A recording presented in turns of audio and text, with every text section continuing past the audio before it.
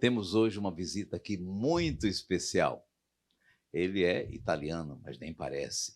Trabalhou, quando mais jovem, durante 9 anos no Brasil, um trabalho missionário maravilhoso, e depois continuou dedicando-se ao estudo. Ele é um biblista.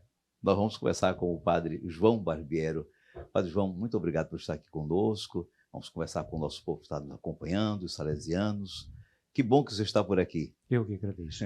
Está de visita, está de férias? Eu vim para um congresso, chama-se Simpósio Bíblico, organizado pela PUC de São Paulo, onde eu dei uma palestra.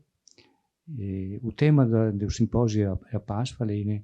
Então, tem um dia que era dedicado ao paz no Antigo Testamento e me pediram para dar uma palestra sobre a paz nos Salmos. Eu peguei um salmo, por sinal, 85, Justiça e Paz se abraçaram.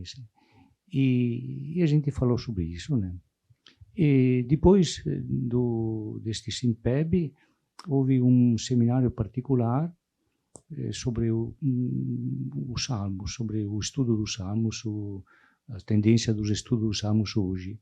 E foi muito bem participado, também outro tipo, não uma palestra, mas um diálogo, um seminário.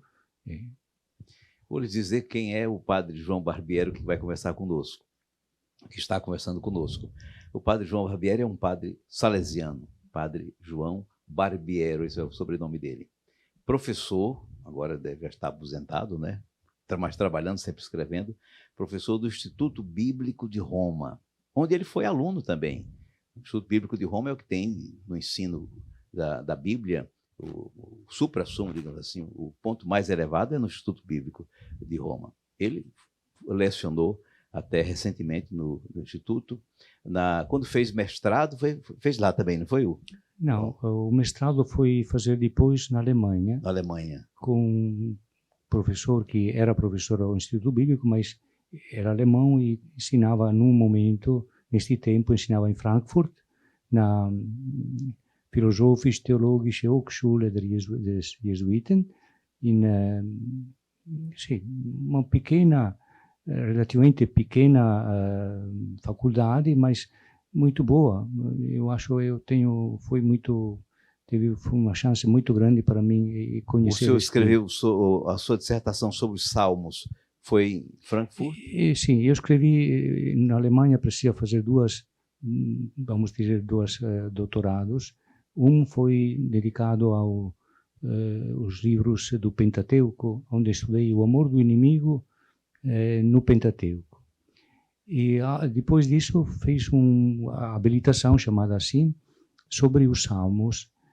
O título da minha habilitação foi o primeiro livro dos Salmos como uma unidade, onde estudei o conjunto, o saltério, não os símbolos salmos isolados, mas como os salmos formam um livro unitário, o estudo canônico do saltério. Por falar nisso, são 150 salmos. Por que são 150? Não podia ser menos ou mais, ou tem algum significado? Na Bíblia dificilmente tem alguma coisa casual, né? Por acaso. 150 é múltiplo de 5, e os livros do Saltério são 5 livros que imitam os 5 livros do Pentateuco. Pentateuco, a Torá de Mosè, é um livro que é difícil de aprender à memória. Então tem uma Torá, a Torá de Davi, menor, e que é feita para ser cantada, para ser em poesia. Então, para assimilar a Torá de Moisés, tem esta Torá de Davi, que é o livro dos Salmos. Que é o livro dos Salmos. Os 5 livros de Davi. Não sei se doutorado ou no mestrado, o senhor falou sobre o inimigo no Antigo Testamento, e o senhor explicou essa palavrinha de Êxodo capítulo 23, versículo 4. Se encontrares extraviados o boi ou o jumento do teu inimigo, leva-os de volta para ele. E também os 5. Se vires o jumento de quem te odeia, caído sob o peso da carga, não passes ao largo, mas ajeita a carga com ele. Com ele. Como é que você explicou esse texto do jumento? Parece uma coisa pequena, mas é preciosa, porque nos diz que o inimigo tem que ser ajudado, tem que ser amado. Quer dizer, o Evangelho não é totalmente novo, mas o Antigo Testamento prepara essa que é, para nós é a novidade de Jesus, mas é novidade, porém já preparada no Antigo Testamento. O amor do inimigo é uma coisa que vai contra a tendência do homem, por isso é uma coisa rara. Mas nisto também o Antigo prepara o novo. Eu não vim para abolir, mas para completar, né? E justamente na lei de Moisés, que é importante, este trecho do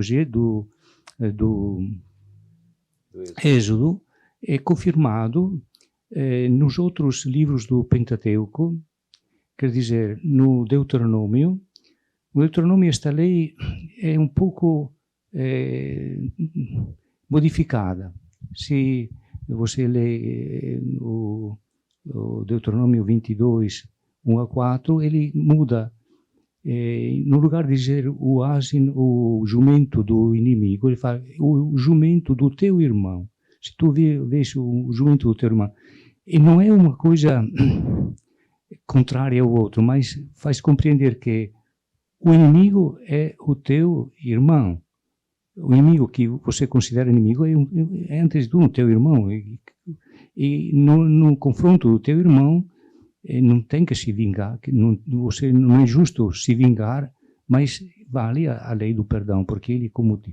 E o terceiro código legislativo, então, o Êxodo, o Deuteronômio, o terceiro código legislativo do Antigo Testamento é o código de santidade, o Levítico, onde esta lei é tomada no capítulo 18. Aí tem: não te vingarás, nem conservarás rancor contra o teu irmão. Corrige apertamente o teu irmão, assim tu não te carregarás de um pecado por isso, mas amarás o teu inimigo como a ti mesmo. Eu sou o Senhor. Quer dizer, é um precepto do amor do inimigo que atravessa estes três códigos legislativos, Deuteronômio, Êxodo e Levítico, são feitos em tempos diferentes, mas são, vamos dizer, uma mesma lei do amor do inimigo que atravessa toda a legislação do Antigo Testamento. Então, aquela síntese que Jesus fez, amar a Deus e amar o próximo como a si mesmo, digamos que talvez os próprios rabinos do tempo de Jesus já tenham chegado a essa síntese, sim, né? Sim. E quando Jesus falou com estes rabinos, que falou qual é o maior, o primeiro é amar Deus, mas o segundo é amarás o teu próximo como a ti mesmo. Dove este próximo no Levítico é o mesmo inimigo. Não te vingarás, mas amarás o teu próximo como a ti mesmo. Quem ama o outro como a si mesmo não se vinga, mas corrige o outro, mas corrige de um momento de amor para ele. Falemos dos Salmos. O senhor está, no momento, se dedicando a estudar, escrever, sim, não sei se coletivamente ou se sozinho, sim, sobre os Salmos. Somos três que estamos trabalhando este projeto, sim. De um comentário aos Salmos, onde esta ideia da continuidade entre um salmo e outro é estudada, né? Mas a gente retoma tudo, tem uma literatura enorme sobre os salmos, a gente está dedicando para um salmo 50 páginas, vai sair uma obra em mais 3 volumes talvez. A novidade sobretudo é esta de ver a composição do saltério. Uma unidade, né? A unidade, sim. Os Salmos, o senhor falou que é a Torá de Davi, não é? É a lei cantada, digamos, ou poetizada, não é? era utilizado como um livro de cantos, como se diz, de orações? Era só a corte que fazia, era o povo? Como era a utilização dos salmos? Bom, se a gente considera os símbolos salmos, muitos deles recente ainda de uma utilização litúrgica. Se fala tem também uma forma poética e também são construídos em forma litúrgica.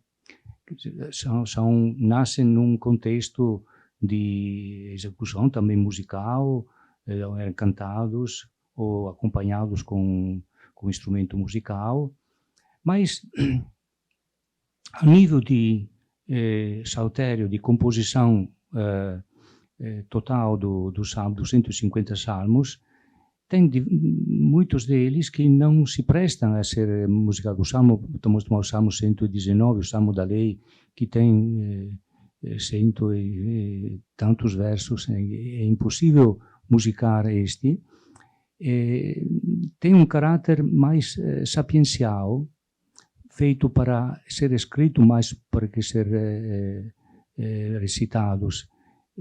Para ser recitados como fazem os judeus ainda hoje no muro do templo, né, onde com todo o corpo eles rezam o saltério, né, mas não para ser executados musicalmente ou para, quer dizer, os símbolos salmos talvez tenham esta origem, mas a nível de composição canônica são feitos para ser lidos, para ser recitados, para a piedade individual que encontra nos salmos. O salmo mesmo com que começa o saltério, o salmo 1, não é um salmo para ser musicado, é um salmo para ser rezado, né? É um salmo sapiencial. E os últimos, os 5 últimos, que são assim muito alegres, Aleluia, chama para bater os bombos e tocar as trombetas, e tocar a harpa e fazer festa. Sim. Então, os salmos são, o nome hebraico dos salmos é Teilim, que deriva da raiz halal, que é a mesma raiz de que deriva o termo aleluia. E aleluia é característico também dos últimos 5 salmos, que começam todos com aleluia e terminam com aleluia. São salmos aleluiáticos. E o saltério é feito assim, que começa com a lamentação, a gente se lamenta com Deus e pede a Ele, e termina com o louvor. Então, este trajeto, vamos dizer, que é o trajeto ideal da oração, que começa com a lamentação diante de Deus, a gente se queixa dos problemas, expõe a Deus os próprios problemas, mas termina no curso mesmo da oração, esta queixa se transforma no louvor. Isso deveria acontecer em cada oração da gente, né? Que começa assim, mas diante de Deus, aos poucos, toma consciência que Ele escuta, que Ele não nos deixa, não nos abandona. Então, da tristeza a gente chega à alegria, à confiança. Me diga, e o senhor é um padre salesiano? Sim. E como o senhor harmoniza a vocação e missão salesiana com esse dom do ensino, do estudo da palavra de Deus? Claro que tem harmonia. Me diga, como o senhor exprime isso como salesiano, professor de Bíblia na universidade? Bom, não é sempre fácil, porque não é sempre fácil de compreender isso, mas nós salesianos tivemos e temos também professores de Bíblia. Tem uma associação dos biblistas salesianos, a ABS, que, por sinal, agora no verão, em agosto, vamos fazer o nosso congresso em Jerusalém. A Jerusalém nós temos também um estudo importante, Ratisbon, onde se preparam os padres, mas também com esta acentuação do lado bíblico. Faz parte, eu acho, da missão salesiana, realmente transmitir ao jovem, mas para transmitir ao jovem precisa assimilar e precisa também, nem todos são chamados a isto, mas eu agradeço a Deus que me chamou a isto, de aprofundizar a esta dimensão de estudo da palavra de Deus. E, naturalmente, quando eu tenho a ocasião, também comunico também aos jovens esta... Mas é um pouco difícil, sim. Nós somos feitos mais para a catequese e não é o comum, é um pouco uma missão um pouco particular que eu acho que Deus me deu e que eu procuro fazer. Sim. Com certeza. Padre, nós agradecemos muito a sua presença, mas tem só uma última pergunta a respeito das línguas bíblicas que o senhor estudou e conhece. Vamos fazer a lista. O hebraico não é importante? O hebraico precisa ser o pão. Sendo professor de Antigo Testamento, é o pão de cada dia. O pão de cada dia. O aramaico também. O aramaico tem parte da Bíblia, conheço bem, menos bem do que o hebraico. Mateus também, não é? O aramaico faz parte da Bíblia hebraica, sim. O grego, a Septuaginta, mas todo o Novo Testamento é escrito em grego, por isso é necessário. É necessário também saber o alemão, porque a maior parte dos estudos são feitos em alemão. Eu tenho a alegria ter estudado na Alemanha. A sorte de estudar na Alemanha, sim. Por isso também isso acho oportuno, sim. Tem também outras línguas do Antigo Oriente, mas se a gente não cultiva, perde. Tem, por exemplo, o garítico, o acádico, o egípcio. É a cultura do Antigo Oriente, né?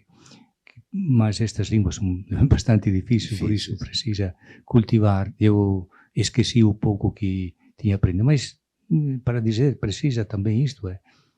Tem gente já com inveja, né? Como o padre estudou, conhece, ensina, escreve, né? Quer dizer que a sua docência continua, né? Pelos seus escritos, pelos seus trabalhos. Tem várias publicações do senhor nessa linha, né? Tenho, sim. Aquilo que eu lecionei, procurei também colocar por escrito. A gente tem também a obrigação de publicar. Então, publiquei a minha doutorado sobre o jumento do inimigo, a minha habilitação sobre o salto, esta foi em alemão. Escrevi um livro, um comentário ao Cântico dos Cânticos, é um livro maravilhoso que é pena que seja pouco estudado pelos jovens. Isso também para os jovens seria tanto importante, para os jovens que se preparam para o matrimônio, o mistério do amor humano. Um curso sobre o Cântico dos Cânticos, quem sabe? Sim. Sim, com muito prazer. É um livro que eu gosto muito. Depois, naturalmente, sobre os Salmos. Também escrevi sobre Jeremias, que eu acho muito perto de minha sensibilidade. Isso são os pontos que eu mais cultivei. Ficamos felizes, Padre João Barbiero, com sua presença, nossa conversa. Breve, mas muito importante, sobretudo para nos estimular no conhecimento das Escrituras, no estudo, na verdade, precisamos todos estudar, conhecer a Palavra de Deus para poder vivê-la e comunicá-la aos outros. Padre, muito obrigado. Eu que agradeço. Muito obrigado para você que me deu esta oportunidade de oferecer aquilo que Deus me deu.